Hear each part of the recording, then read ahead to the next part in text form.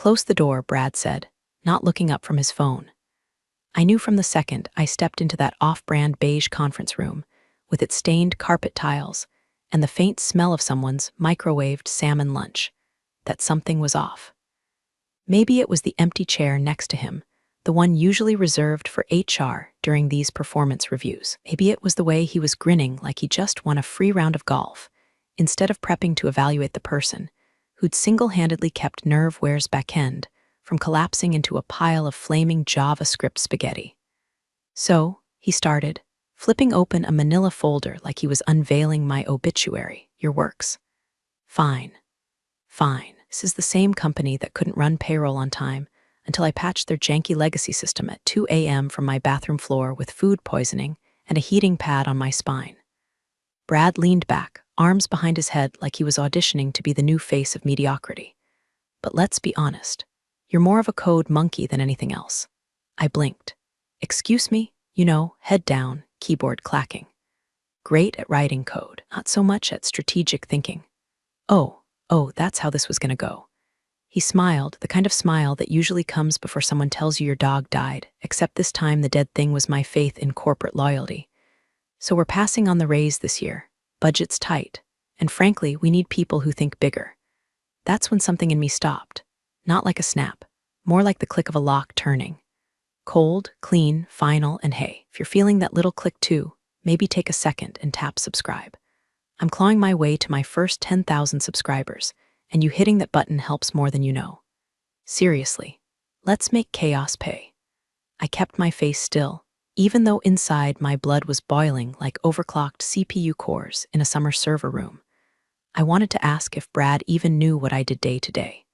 But I already knew the answer. Thought Git was short for get out here with your details, nerd. Strategy. I built the entire infrastructure they strategized on. I see, I said finally, hands folded in my lap like a good little monkey.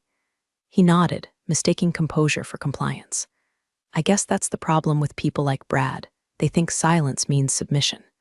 What he didn't know was that every inch of the Nerveware backend, every API call, every authentication node, every scheduled job and microservice ran through code I personally licensed to them. A license that, as of the paperwork I made sure legal rubber-stamped 3 years ago, expired automatically upon termination of my contract. A little clause I highlighted, printed, and emailed to myself with a subject line that now felt like divine foreshadowing, in case of corporate dumbessery. Brad slid a single sheet of paper across the table. We'd love to see you stick around. Though you're reliable, you can help train the new hires. Of course, reliable like a toaster or a seatbelt. Just something that works until it doesn't, and then you throw it out. I stood, grabbed the paper, and nodded. Thanks, Brad. I'll give it some thought. I walked out of that room with my heart pounding and my eyes dry. There wasn't going to be a scene. No slamming doors or tearful speeches about respect.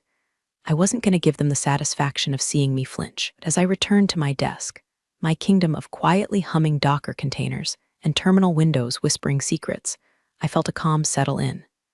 Not peace. Not yet.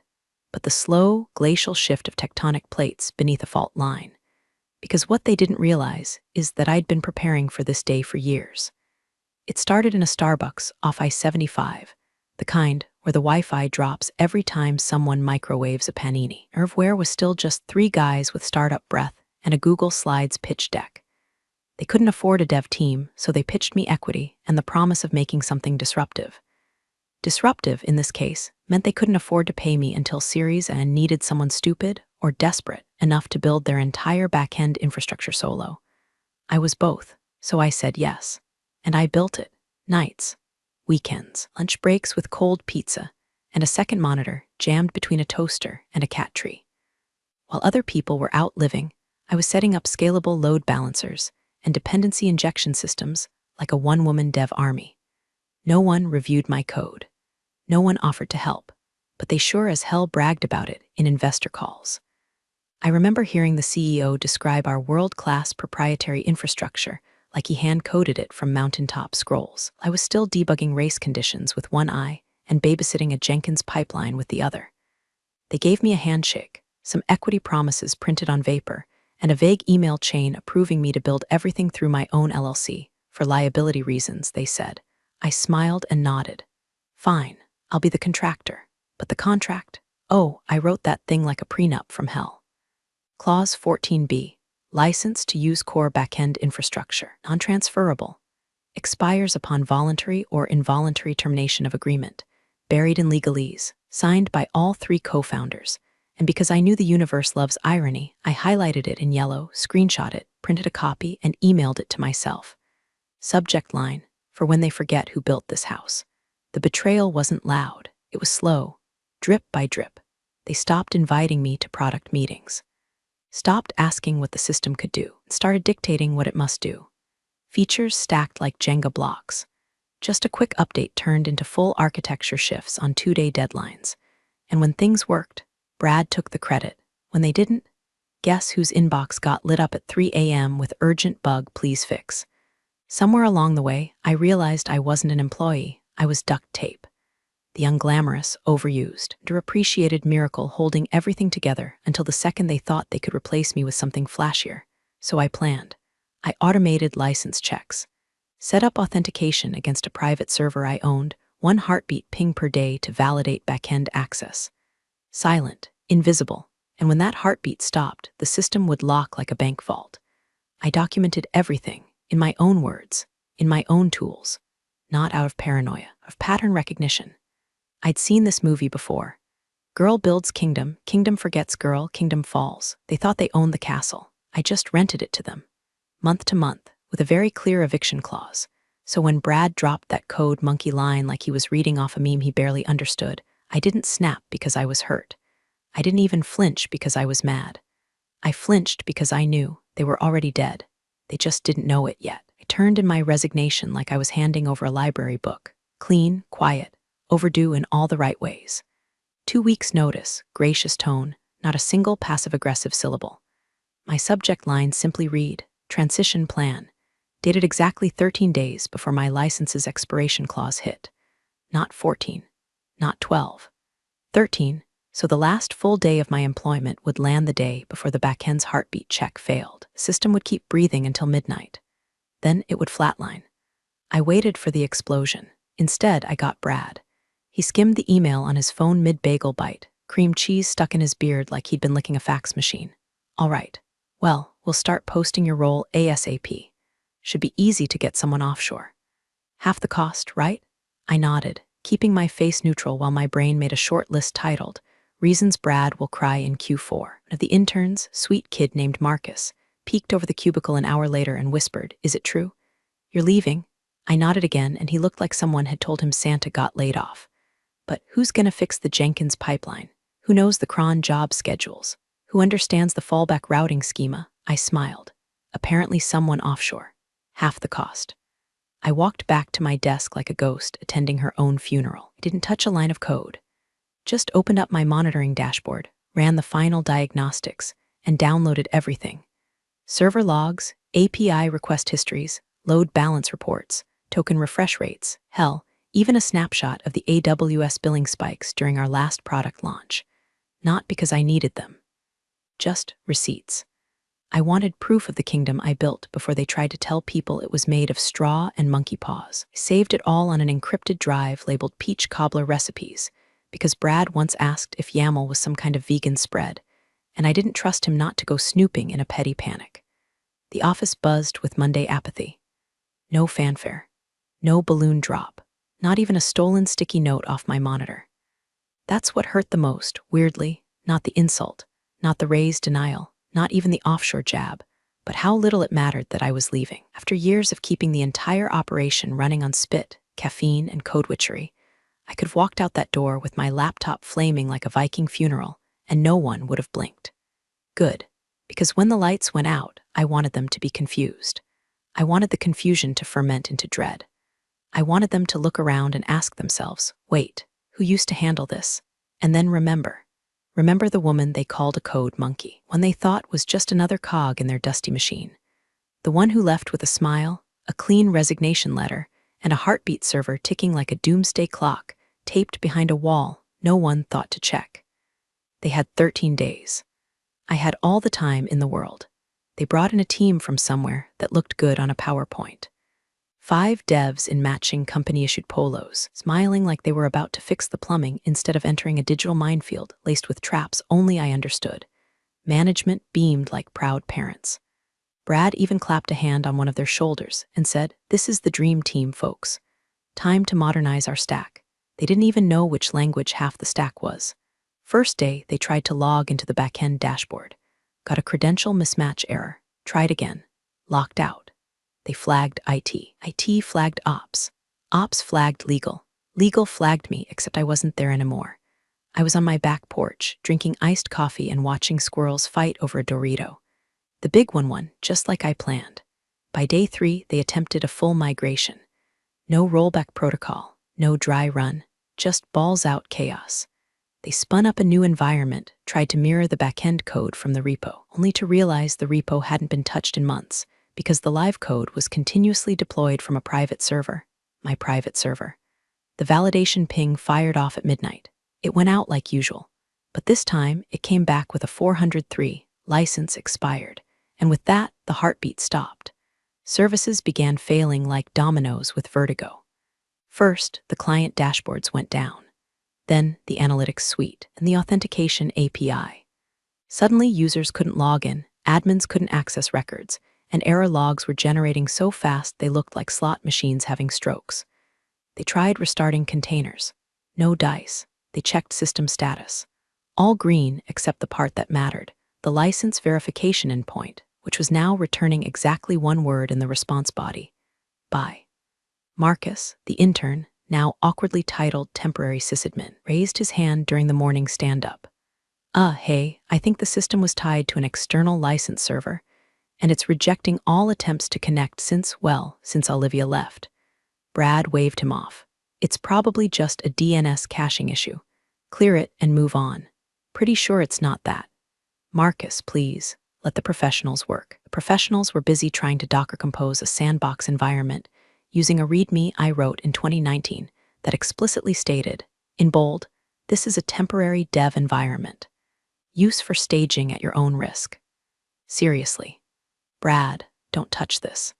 By Friday, 3 of the new hires had quietly removed nerveware from their LinkedIn profiles. One guy in QA started sending his resume from a personal email titled Urgent Career Transition at gmail.com. I watched it all from afar like someone watching their ex try to assemble IKEA furniture without instructions.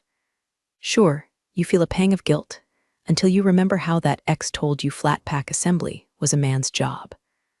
I didn't laugh, not out loud. I did take a screenshot of the public status page when it started showing intermittent service across all systems with a timestamp that matched the exact moment my license died. I printed it and slid it into a folder labeled closure. They thought backend devs were interchangeable, that you could yank the brainstem from a living system and jam in a clone with a smile and a JavaScript certificate. Turns out, the system had a soul, and I owned it. The clock struck midnight like a courtroom gavel. Somewhere in the vast and indifferent cloud, my license validation server reached out, just like it had every night for the last 987 days, and quietly asked the question, "Is this contract still valid?" This time, for the first time, it got a single, cold answer. No. No fireworks, no alarms, just a silent flick of the switch. Services still ran for a few minutes, like a decapitated chicken flapping on muscle memory. Then the collapses began. At 12:04 a.m., the load balancer stopped routing requests to the authentication service. At 12:07, user dashboards failed to load. By 12:11, every client-facing portal timed out with a 504. By 12:18, the support ticket system, also backend dependent, choked and died. The next morning, the office awoke to the smell of smoldering systems and the collective screech of 100 client inboxes exploding like airbags. Every ping from Zendesk, every missed cron job, every failed login attempt was a drop in the storm that nerveware was completely, irrevocably unprepared to weather. "Hey Brad, the portal's down." No response. "Brad, nothing." That's because Brad, in all his khaki-clad glory, decided to take the day off to mentally reset after navigating the challenges of team transitions. Translation: he left a 5-person offshore dev team and one terrified intern holding a bag full of snakes. Meanwhile, the newly hired CTO, some buzzword enthusiast named Laurel, was standing in front of a whiteboard scribbling root cause analysis like it was going to resurrect the servers. "I think the main issue is a missing environment variable," she offered, sipping from a mug that said Hash Girl Boss in Comic Sans. Marcus, now wearing the hollow stare of someone who's witnessed war crimes in log files, whispered, "It's not a variable, it's a license. The code base isn't technically owned by us, it was leased, and the lease expired." Laurel blinked. "Who leases backend architecture? Apparently we do." At 9:30 a.m., the first investor email arrived with the subject line, "Urgent platform outage." By 10:12, each client threatened to terminate their contract if access wasn't restored by EOD. At 11 o'clock sharp, an emergency Zoom call lit up the executive calendar. Half the company joined from their phones because the internal network was too fried to sustain video. Brad finally appeared in the group chat with a message that read, "Someone call Olivia." They didn't even know what they were asking for. Not really. But I did. Because while they were tripping over themselves, spinning disaster into deliverables, I was sitting on my couch in sweatpants, sipping a double-shot espresso out of a chipped mug that said "World's Okayest Developer." I'd already seen the LinkedIn notifications. 3 recruiters, 2 competitors, 1 ex-colleague from 5 years ago who messaged, "Hey, I heard about the nerve-wear thing, lol. You interested in some freelance work?" I didn't respond. Not yet. Instead, I opened up my private system monitor, watched the red bars dance like devil's teeth across the screen, and leaned back with a quiet, measured breath. It wasn't revenge. It was math, simple. I built the thing. I owned the thing. They let me walk. And now the thing was gone. The 1 p.m. all-hands call wasn't a meeting. It was a funeral. 62 faces, most of them frozen on bad webcams, watched the CTO stumble through a presentation titled Backend Restoration Roadmap. It should have just read, "We're completely screwed." Laurel clicked through a flowchart that looked like a conspiracy wall drawn by a raccoon. "So, as you can see, the authentication services failed due to a cascading timeout in the legacy infrastructure," she said, mispronouncing infrastructure like it had 3 ZTKs. Marcus unmuted. "That's not what happened." She paused. "Excuse me?" He cleared his throat. "It's not legacy. It's Olivia's system." And it didn't fail. It was shut off. Intentionally. The license expired. There's a clause in her contract. I found it. Silence, long and heavy. Then a VP in a Patagonia vest spoke up, face pale. "Wait, we don't own the back end?" Marcus shook his head. "Nope, we rented it from her LLC, and the license was non-transferable. Expires upon termination." Somewhere in the office, a junior lawyer let out an audible "oh shit." That's when things went full tilt. Eagle started pinging archived email chains. HR tried to deny knowledge of the agreement until someone forwarded the original signed PDF, with the clause highlighted, annotated, and approved by a now-retired compliance officer who wrote "looks fine" next to it in Comic Sans. Someone from finance muttered that they might have to restate earnings if the platform's continuity couldn't be guaranteed. A bald man with a Bluetooth earpiece whispered, "This is breach territory." It was a spell that might ward off litigation. Meanwhile, I was sitting cross-legged on my balcony, watching birds fight over half a donut someone had dropped on the sidewalk. My phone buzzed every 4 minutes. LinkedIn messages piled up like unpaid invoices. One from a recruiter named Jess. "Saw the nerve-wear outage. Your name's been coming up. You open to something more stable? CTO slot. Base 220K. Options and bonus." Another from my old friend Tina. "Are you seeing this? Brad just posted some vague taking responsibility and reflecting post on LinkedIn." He turned off comments. "Elmau," I grinned, took a sip of cold brew that had gone watery but still tasted like victory. Back in the Zoom call, Brad had finally slithered on screen. His hair was disheveled, his voice cracked like drywall under pressure. "So, yes. We're reviewing the situation. Legal's involved, hoping to reconnect with Olivia soon to work something out." Someone asked, "Why didn't we back it up?" Brad shrugged. "We thought we had ownership." She never said anything. I actually laughed, out loud, because I did say something. Many times they just didn't listen. I had the emails, the annotated contracts, the flagged documents, all of it. They thought silence meant ignorance. What they didn't realize was that I wasn't quiet because I didn't know what I was worth. I was quiet because I knew exactly how much they'd pay when they finally figured it out. And baby, the meter was running. The first call came at 7:42 p.m. Unknown number, Cleveland area code. I let it ring. Then again, 20 minutes later. This time, voicemail. "Hey Olivia, it's Brad. Listen, we've hit a few snags. Nothing major, just some hiccups with the back-end stuff. We were wondering if you might be available for, I don't know, just a few hours of help. Quick migration support. Call me? I didn't call. The email followed at 9:13 p.m. Subject, quick assistance. Hi, Olivia, we're in a bit of a time-sensitive situation and would appreciate your expertise just to get the team oriented. Happy to compensate for your time, of course. Nothing extensive, just a few pointers. I read it while brushing my teeth. Then the text started. Brad, we really need your help. Clients are furious. This doesn't reflect well on you either, BTW. Brad, not trying to guilt trip, just being real. Brad, we'll make it worth your while. That one made me snort so hard I had to spit toothpaste into the sink. At 10:27 p.m., I replied, Hi, Brad. I'm currently available on a limited consulting basis.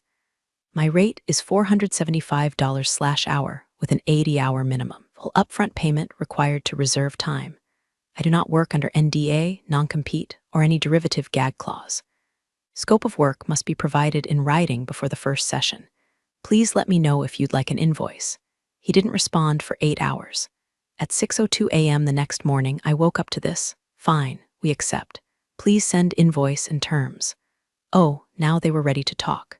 So I did. I sent over a beautifully formatted invoice with a subject line that read, Monkey Business Professional Services Agreement. I made sure to include an itemized breakdown. Line 1, Emergency Technical Consulting, Backend Restoration Support. Line 2, Strategic Oversight of System Stabilization, because strategy's important, right? Under terms, I included the following conditions. Payment due within 24 hours of invoice receipt. Client waives all prior ownership claims to codebase or documentation. All consulting to be performed remotely on Olivia's schedule. No NDA, no non-competes, no silence. Client agrees to publish a formal correction on LinkedIn clarifying previous code monkey language as inaccurate. That last one, petty? Maybe. But when you've been the one keeping the servers alive with spit, coffee, and a dozen duct-taped Lambda functions, you earn a little petty. Didn't even push back.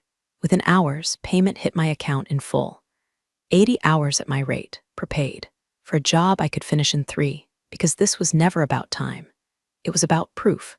Proof that they knew now what they hadn't known when Brad was chewing his everything bagel and telling me I was replaceable. They thought they were buying my time. What they really bought was a seat at the feet of the code monkey they never understood was the queen of the jungle. Walked through the glass doors of Nerve where at 10 o'clock a.m. sharp wearing jeans, boots, and a hoodie that said I void warranties. No badge this time. No awkward smile at reception. Just a temporary visitor pass clipped to my pocket like a kill streak medal. The silence when I entered the dev bullpen was delicious. The offshore team stared like I was a ghost from a legend, the one who came before. Marcus looked up from his terminal and whispered, "Oh, thank God." Laurel, hash girl boss CTO, came power walking out of the conference room with 2 interns flanking her like emotional support animals. "Olivia, thanks for coming. We've isolated the issue but can't re-establish service continuity. We're hoping you can just stabilize things." She tried to say it with confidence, but the tremble in her voice gave her away. She'd Googled 3 acronyms last night. I bet 2 of them were mine. "Sure," I said calmly, dropping my laptop bag on the table like a sheriff, returning to town for one last showdown. Point me to the terminal. 3 hours. That's all it took. I authenticated into the validation server, disabled the license check, spun up the original containers, restored database sync points from my private mirror, and recompiled the service endpoints with their original keys. Keys only I still had access to. The system breathed like it had been underwater and was finally surfacing. One by one, the services flickered green. Dashboards loaded. Clients logged in. Metrics returned to normal. At 1:07 p.m., I uploaded one single file to the internal knowledge base. A PDF titled Unnecessary Documentation PDF, with 84 pages of perfectly organized, clean, idiot-proof infrastructure notes. First page had a post-it graphic with my old Slack message printed across it. "Do you want this documented, or are we still pretending this runs on magic?" And then I left. I walked through the office with no fanfare, no thank you. Just a nod to Marcus, a wink to the stunned QA guy, and silence from the peanut gallery of middle managers pretending to circle back on air. And then I saw him. Brad. He was by the elevator, holding a cup of burned breakroom coffee, wearing a wrinkled shirt that used to scream authority and now barely whispered employed. His ID badge was missing a stripe. A demotion. A visible one. He looked at me. I looked right through him. "Olivia," he said, voice low. I tilted my head. "Brad." A beat of silence passed like a virus on mute. "I didn't know, you didn't read," I corrected. That was the problem. He opened his mouth again, maybe to apologize or maybe to spew more beige corporate noise. I was already walking. What I didn't tell him, what no one at Nerveware knew yet, was that 37 minutes before I arrived that morning, I signed a full-time contract with Arc Titan, their biggest competitor. Double the pay, equity, full technical autonomy. They handed me the keys to a clean server room and said, "Build us the future." I was already 2 weeks into sketching their backend, bigger, better, bulletproof, with full ownership. No rentals this time. So no, I didn't burn the bridge. I bought the land around it, rerouted the river, and let the bridge rot. As the elevator closed behind me, I pulled up my phone and checked the onboarding Slack from Arc Titan. A developer had pinged, "Hey Olivia, just curious, what's our license structure gonna look like?" I typed back, "Mine. Send." Thanks for joining the fun, you office survivors. Subscribe for more switch-flicking drama. Let's make your former coworkers sweat.